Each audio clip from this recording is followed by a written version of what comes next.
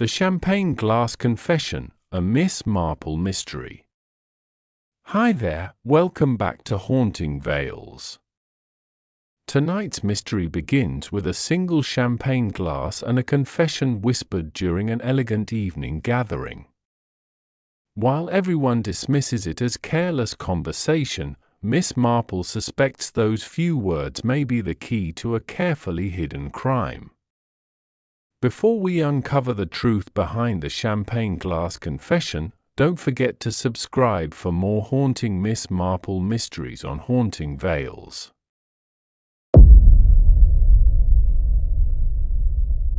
Chapter 1: The Toast at Blackthorn Lodge. Blackthorn Lodge stood on the edge of the village like an old gentleman who had seen too much and spoken too little. Its tall stone walls had weathered decades of rain and bitter winters without complaint. Ivy clung stubbornly to the front of the house, while neat gardens framed the winding gravel drive. Inside, however, the mood was entirely different. The drawing room glowed beneath soft lamps and a lively fire. Crystal chandeliers scattered warm light across polished oak panels. Gentle conversation drifted from one corner to another, accompanied by the faint clink of fine china and polished glass. It was Sir Malcolm Ashford's 65th birthday. Only a handful of close friends had been invited. The evening promised nothing more dangerous than polite conversation and a good supper. Miss Marple sat quietly beside the fire with a basket of knitting resting near her feet. She appeared to be counting stitches. In truth, she was watching people. It was a habit that had served her remarkably well over the years. Most people believed an elderly lady occupied with knitting noticed very little. They were almost always mistaken. Across the room, Sir Malcolm laughed loudly as he greeted each guest with genuine warmth. His sister, Margaret, smiled kindly but seemed distracted. Colonel Briggs stood near the mantelpiece telling the same military stories he had told for years. Dr. Ellis listened with patient good manners, although his eyes wandered towards the clock every few minutes. Mrs. Hartley, a graceful widow dressed in dark green, spoke softly with Sir Malcolm's nephew, Peter Ashford, whose cheerful smile never quite reached his eyes. As the servants cleared away the dinner plates, Sir Malcolm clapped his hands together with obvious delight. "Now," he announced, "before anyone escapes to the comfort of the fire, I believe we've earned a proper toast." A maid appeared carrying a silver tray filled with tall champagne glasses that sparkled beneath the chandelier. Sir Malcolm insisted on pouring every glass himself, joking that no celebration could begin unless the host took responsibility for the drinks. His guests laughed politely. The bottle hissed softly as each glass filled with pale golden bubbles that rose steadily to the surface. Miss Marple accepted her glass with a grateful smile but only held it lightly between her fingers. She rarely drank more than a polite sip at gatherings. Clear thinking had always been more valuable than champagne. As Sir Malcolm handed out the final glass, she noticed something curious. Peter Ashford reached for one glass, then hesitated for the briefest moment before choosing another standing beside it. The movement lasted no more than a second. Hardly worth mentioning. Yet people often revealed far more in moments they believed no one had noticed. Miss Marple tucked the observation quietly into the back of her mind. Sir Malcolm stepped into the center of the room and raised his glass high. His broad smile returned, though Miss Marple thought it looked ever so slightly forced now. "To friendship," he said warmly. "To good health. And to old secrets finally reaching the end of their journey." The final words brought an odd silence before several guests laughed uncertainly, assuming it to be another of Sir Malcolm's curious jokes. Margaret looked sharply at her brother. Mrs. Hartley's hand tightened around her glass. Peter's smile disappeared altogether. Only for a heartbeat. Then it returned as though nothing had happened. The glasses rose together. Crystal touched crystal with a pleasant ringing sound. Everyone drank. Everyone except Miss Marple, who merely lifted the rim of her glass towards her lips without taking more than the smallest taste. As she lowered it again, Sir Malcolm suddenly stopped speaking. The colour drained from his face so quickly that it seemed impossible. His fingers loosened around the stem of his glass. It slipped from his hand and struck the polished wooden floor with a violent crash, scattering glittering fragments in every direction. For a dreadful moment he remained standing, staring blankly at the guests gathered before him, as though struggling to remember why they were there at all. Then his knees buckled. His body collapsed heavily onto the carpet. The music ceased. Someone cried out in shock. Chairs scraped backwards as guests rushed towards him, each speaking over the other in frightened confusion. Dr. Ellis reached Sir Malcolm first and knelt beside him, checking for a pulse with calm, practiced hands. The room fell silent as everyone watched his face. After several long seconds, the doctor slowly removed his hand and looked up. "I'm terribly sorry," he said quietly. "Sir Malcolm is dead." Nobody answered. Even the fire seemed to burn more softly. Miss Marple remained seated for another moment, her eyes drifting not towards the body, but towards the broken champagne glass scattered across the floor. Something about it troubled her. Not because it had shattered. Glasses often shattered. It was the expressions around the room that caught her attention instead. Margaret looked heartbroken. Colonel Briggs appeared completely bewildered. Mrs. Hartley seemed almost frozen with fear. Peter Ashford, however, wore an expression that vanished so quickly most people would never have seen it. It wasn't grief. It wasn't shock. It looked remarkably like relief. Chapter 2: The Glass That Shouldn't Have Been Empty. Rain settled over Stony Cross before sunrise, wrapping the little village in a soft grey mist that blurred the hedgerows and softened the outlines of Blackthorn Lodge. The house, so full of cheerful conversation only hours earlier, now carried the heavy stillness that follows an unexpected death. The birthday flowers still decorated the entrance hall, though several had already begun to droop. Half-burned candles remained on the dining table, untouched glasses stood where hurried hands had abandoned them, and the servants spoke in voices so low that they barely rose above the ticking of the old grandfather clock.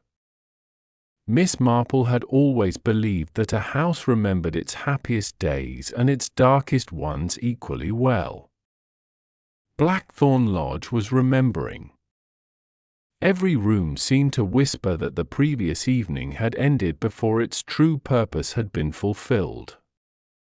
She rose early, as was her habit, and wandered quietly through the ground floor while the rest of the household remained upstairs. She paused in the drawing-room and stood where Sir Malcolm had fallen. It was remarkable how quickly signs of tragedy disappeared. The carpet had been brushed. The broken crystal had been swept away. Even the overturned chair had been returned to its proper place. Someone had tried very hard to make the room look ordinary again.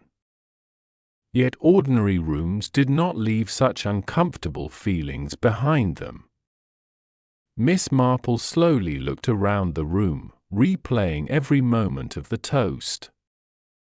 Sir Malcolm had seemed perfectly healthy only seconds before collapsing. His speech had been clear.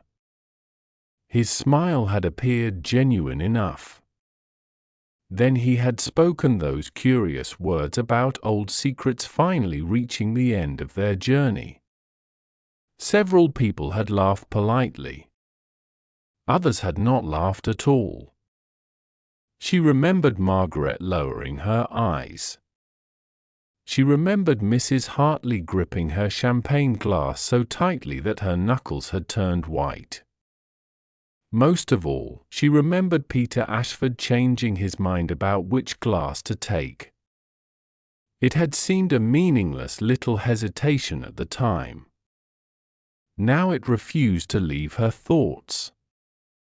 Inspector Harold Benson arrived shortly after breakfast carrying a leather case beneath one arm and a damp umbrella beneath the other. He greeted everyone with quiet courtesy before gathering the guests inside the library for formal interviews. Miss Marple had no desire to sit through official questioning. People almost always became careful when speaking to the police. They measured every sentence. They chose every word. They answered questions instead of revealing themselves. Far more could be learned afterwards, when conversations returned to ordinary subjects and nervous minds began wandering into dangerous places. She settled herself near the library door with her knitting, quite content to let the inspector believe she was merely passing the time. One by one the guests emerged after their interviews.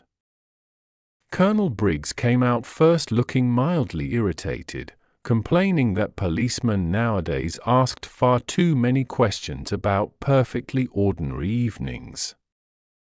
Dr. Ellis followed, calm and thoughtful as always, though he paused for a moment beside the drawing-room door before continuing upstairs. Margaret Ashford looked utterly exhausted.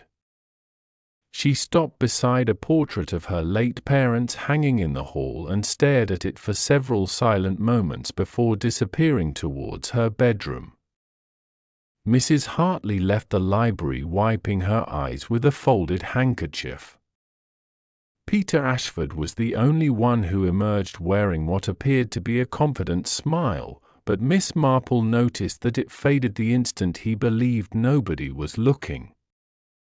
His shoulders sagged for the briefest moment before he straightened himself and walked briskly towards the conservatory. It was a tiny crack in an otherwise composed appearance. Tiny cracks had a habit of widening. Late that morning Miss Marple wandered into the kitchens, where life carried on despite the sorrow hanging over the house. Mrs. Green, the housekeeper, supervised breakfast dishes while two maids polished silver in uneasy silence. The familiar smells of fresh bread and tea did little to brighten the atmosphere. Mrs. Green welcomed Miss Marple warmly and insisted she sit beside the range while a fresh pot of tea was prepared. They spoke first about harmless matters, the weather, the roses in the south garden, and the difficulty of finding reliable gardeners these days. Only after several minutes did the conversation drift naturally towards Sir Malcolm. He'd seemed happier this past week, Mrs. Green said quietly as she poured the tea. At least that's what I thought. Looking back now, perhaps it wasn't happiness at all. Perhaps it was relief. Relief? Miss Marple asked gently. Mrs. Green nodded. He spent several evenings locked away in the library reading old family papers. I offered to help tidy the room, but he wouldn't let anyone touch the desk. He kept saying he'd finally found what he'd been searching for. I assumed it had something to do with the estate accounts. And did it? I don't believe so. The elderly housekeeper hesitated before continuing. The afternoon before the party, I carried tea into the library. Sir Malcolm wasn't alone. Mr. Peter was with him. Neither realized I'd reached the door because they were arguing. Miss Marple placed her cup carefully onto its saucer. "What did you hear?" "Not very much." Sir Malcolm said, "You've lived with this long enough." Mr. Peter replied, "Please, not tonight." Then Sir Malcolm answered, "Especially tonight." I knocked before either of them noticed me. They stopped speaking immediately. Miss Marple thanked her kindly but said nothing more. The conversation remained with her long after she left the kitchen. By early afternoon the rain had eased into a fine drizzle, leaving the gardens quiet except for birds returning cautiously to the hedges. Miss Marple decided a walk might settle her thoughts. Blackthorn Lodge possessed extensive grounds that stretched beyond the formal gardens into a small belt of woodland where Sir Malcolm often enjoyed his morning walks. Gravel paths wound between old oak trees, and stone benches overlooked flower beds now heavy with rainwater. She had almost completed a circuit of the gardens when something caught her attention near the terrace steps. A single champagne cork lay beneath a rose bush. That in itself meant nothing. Corks had a habit of bouncing into unexpected places after bottles were opened. Yet when she picked it up she noticed it was perfectly dry despite the rain. Someone had dropped it recently. Curious, she looked towards the terrace doors. They opened directly into the drawing room. Had someone returned there after everyone had retired? If so, why? There seemed little reason unless they hoped to recover or conceal something overlooked during the confusion. Her thoughts were interrupted by the sound of hurried footsteps behind her. Miss Marple. She turned to find Emily, the youngest housemaid, looking unusually nervous. "I hope I'm not disturbing you." "Not at all, my dear." Emily twisted her apron between her fingers. "I've been wondering whether I ought to tell somebody something."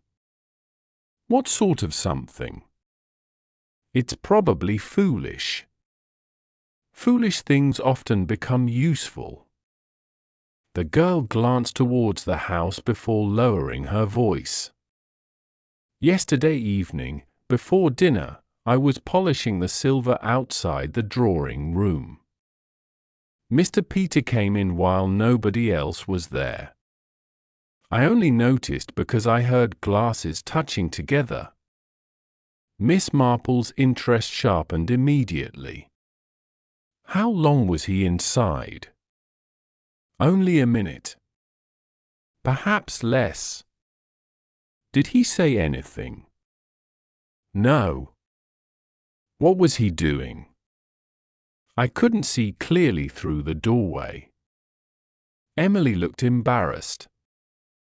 "I thought perhaps he'd forgotten something."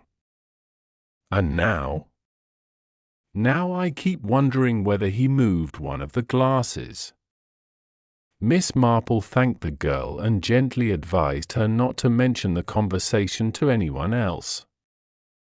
As Emily hurried back towards the house, the elderly detective remained standing beneath the dripping branches of an oak tree, staring thoughtfully at the champagne cork in her hand. Peter had been alone in the drawing room before the guests arrived. Miss Marple herself had seen him hesitate while selecting a champagne glass. Those two facts might have been entirely innocent. Together they formed something rather more interesting. That evening the atmosphere around the dinner table remained strained. Conversation struggled to survive for more than a few moments before dying away altogether. Colonel Briggs attempted to lighten the mood with one of his old military stories, but even he abandoned it halfway through. Margaret scarcely touched her meal. Dr. Ellis spent much of the evening studying the rain outside the windows, while Peter made repeated efforts to appear cheerful that fooled no one.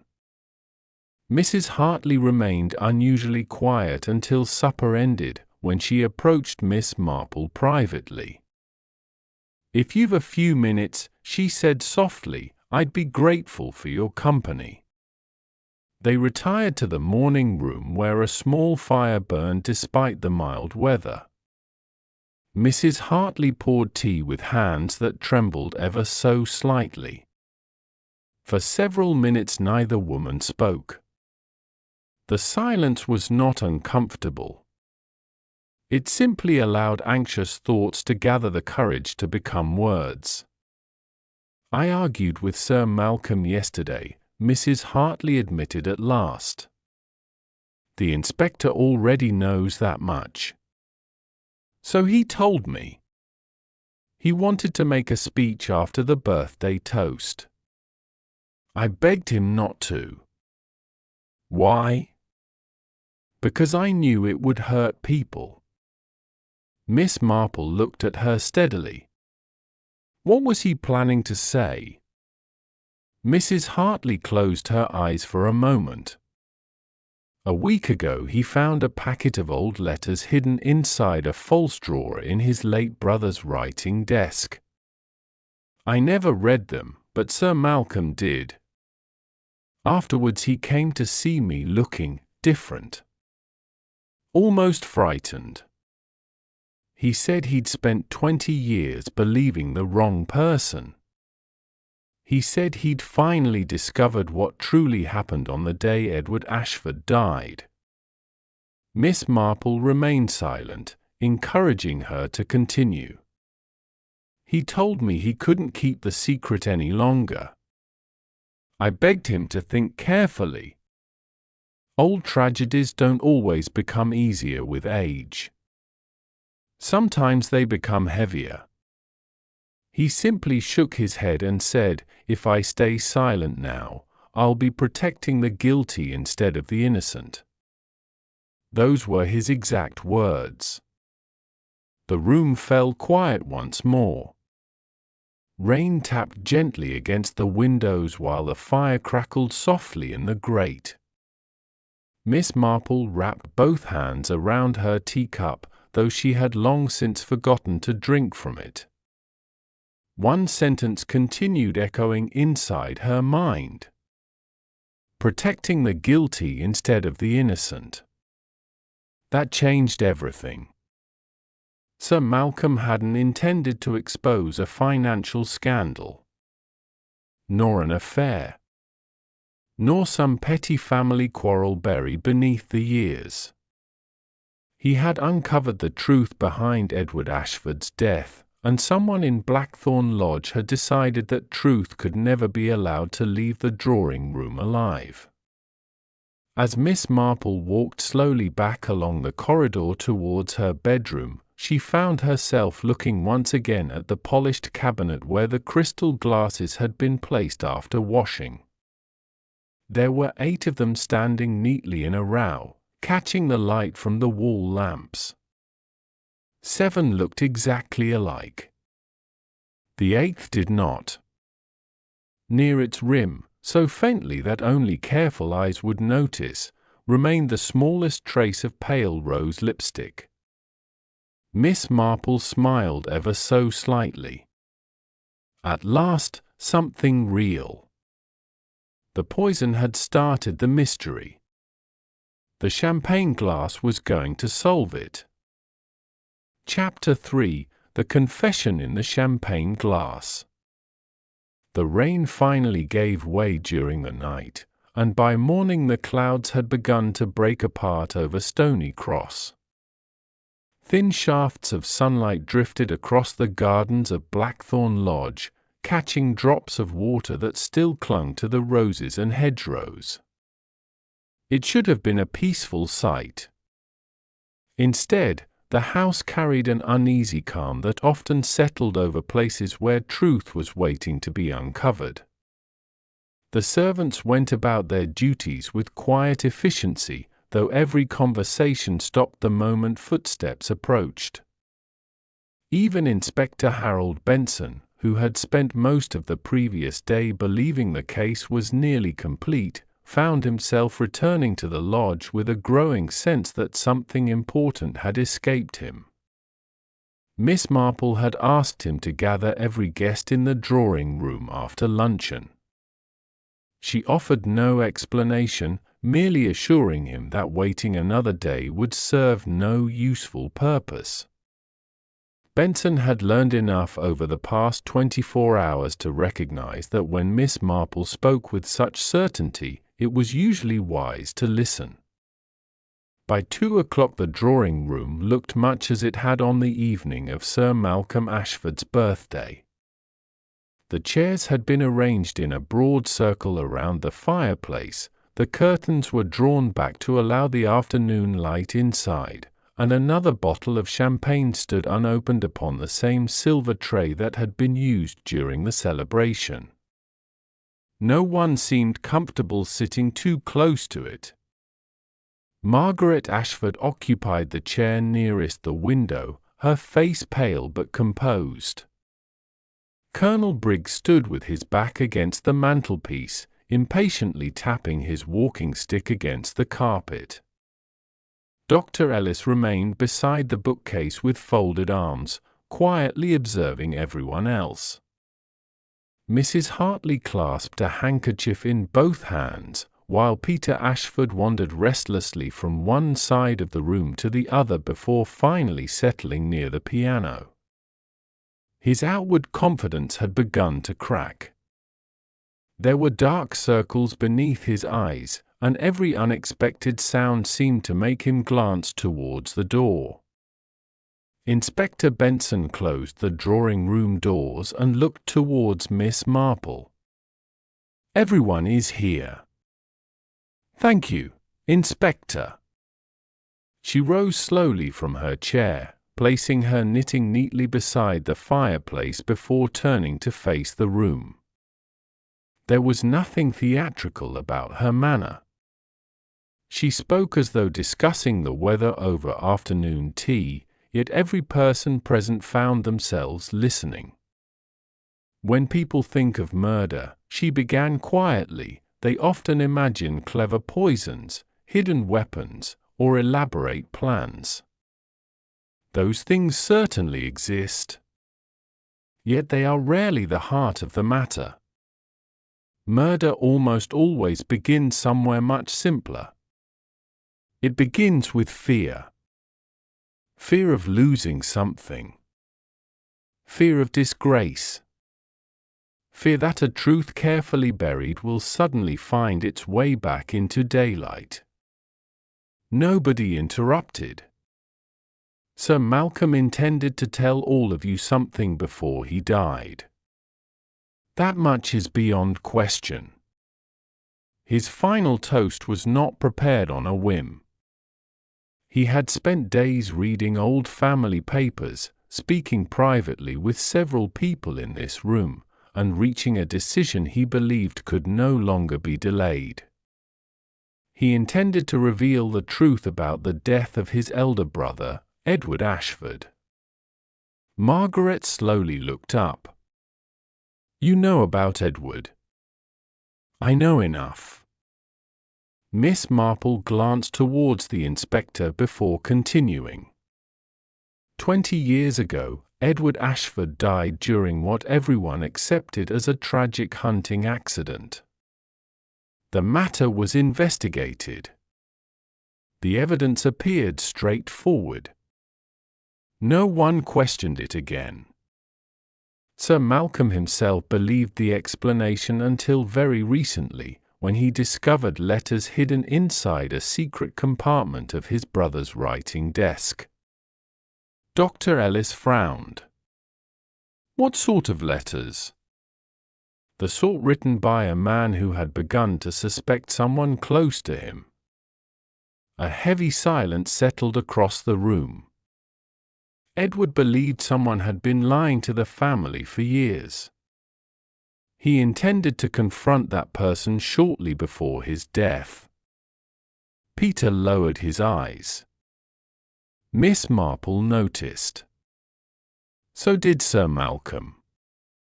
She walked slowly towards the silver tray and rested one hand upon the unopened champagne bottle. The inspector naturally searched for poison.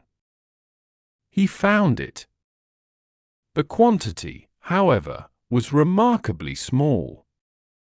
Too small to appear like deliberate murder. Just enough to weaken a man already suffering from heart trouble. Whoever prepared that glass hoped the poison would pass unnoticed, allowing Sir Malcolm's death to appear entirely natural. Inspector Benson nodded slowly. That much now seems clear. But poison alone does not explain everything. Miss Marple lifted one of the empty crystal glasses from the tray. The murderer faced one serious difficulty. She held the glass where everyone could see it. Sir Malcolm insisted upon pouring every drink himself. No one could predict which guest might receive which glass. Unless... She allowed the sentence to hang for a moment. Someone exchanged the glasses after they had been poured. Peter looked towards the floor. Colonel Briggs frowned. You mean someone switched them during the toast? Moments before it. Miss Marple carefully returned the glass to the tray. I happened to notice Mr. Peter Ashford reach for one glass, hesitate, then quietly take another instead. It lasted barely a second. At the time it seemed meaningless. Peter laughed weakly. People change their minds. They do. Miss Marple smiled kindly. But usually without first making certain nobody is watching. The room fell silent again. Inspector Benson turned slowly towards Peter. You never mentioned touching the glasses. I didn't think it mattered. No. Miss Marple answered before the inspector could continue. You hoped no one else thought so either. Peter swallowed. Miss Marple walked towards the drinks cabinet where the washed crystal glasses had been arranged. There remained another difficulty. After Sir Malcolm collapsed, the murderer realized the wrong glass might reveal everything. During the confusion, someone quietly handled it before the servants cleared the room. They attempted to wipe it clean. She reached into the cabinet and removed the same glass she had examined the previous evening. This one. She turned it beneath the light. Almost perfectly cleaned. Mrs. Hartley stared at it. The lipstick. Exactly. Miss Marple nodded. You sampled this glass while helping arrange the table before dinner. You wanted to make certain it had been properly polished. A perfectly harmless habit. You forgot all about it. Mrs. Hartley looked astonished. I had forgotten. The murderer had not. Miss Marple looked directly at Peter. When you exchanged the poisoned glass for another, you accidentally chose the one Mrs. Hartley had already touched. Afterwards, you wiped it in haste, believing you had removed every trace. Peter's breathing had become noticeably uneven. But you missed the faint outline of her lipstick. No one spoke. Even Colonel Briggs stood perfectly still. Inspector Benson quietly asked, "Is she right?" Peter gave no answer. Miss Marple continued speaking gently, almost sympathetically. "Sir Malcolm called you into the library the afternoon before the party. Mrs. Green overheard part of your conversation. Emily heard another part. Mrs. Hartley confirmed the rest. Sir Malcolm wasn't threatening you. Quite the opposite. He hoped telling the truth would finally free you from carrying it." Peter's shoulders slowly sagged. He should have left it alone. His voice was barely audible. Margaret looked at him in confusion. "What are you talking about?" Peter closed his eyes. He found Father's letters. Nobody moved. He knew. The words came more easily now. He knew Edward didn't die by accident. Margaret stared at him. "No." Peter nodded once. "Yes." Tears formed in his eyes. "I was 19. Edward caught me forging Father's signature to cover my gambling debts. He said he'd tell the family everything. We argued while preparing for the shooting party. He grabbed the rifle. I grabbed it back. It fired." His voice broke completely. It wasn't planned. Dr. Ellis remained silent. So did everyone else. I panicked. Peter looked towards the floor. I told everyone he'd slipped while crossing the stream. Uncle Malcolm believed me. They all did. He laughed bitterly. I lived with it every day. Miss Marple watched him quietly. Until Sir Malcolm found the letters. Peter nodded. He called me into the library before the birthday dinner. He said he finally understood what had happened. He wasn't even angry. Peter wiped his eyes. That was the worst part. "What did he say?" asked Margaret softly. "He said he'd forgive me." Peter's voice trembled. "He wanted me to tell everyone myself." The room remained utterly still. "I couldn't." His breathing became ragged. "I'd built my whole life around that lie." Inspector Benson stepped forward. "So you poisoned the champagne?" Peter nodded once. "I bought the poison months ago after finding it among old farming supplies. I never intended to use it." "What changed?" He announced the toast. Peter looked towards the empty place where Sir Malcolm had fallen. When he raised that glass, I knew he was about to tell everyone. "So you switched the glasses?" "Yes." "You believed his weak heart would hide the crime?" "Yes." The inspector removed a pair of handcuffs from his pocket. "I'm afraid I must ask you to come with me." Peter offered no resistance. As the constables led him towards the door, he paused beside Miss Marple. I thought if the truth died with him. She looked at him gently. It rarely does. Peter lowered his head and quietly left the room. For several moments nobody spoke.